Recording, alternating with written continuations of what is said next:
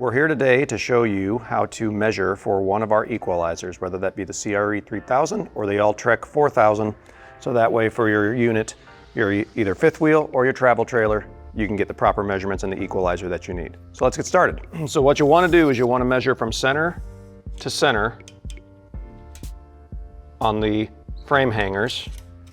Go across and you're looking for 61 inches for a 35-inch wheelbase. For a 33-inch wheelbase, it'll be 59 inches center to center. If you're heading out to any of our rallies this summer and you're looking for those equalizers, potentially that we will have a measuring tape and a card that will explain to you what you need to do in order to get the proper equalizer for your system.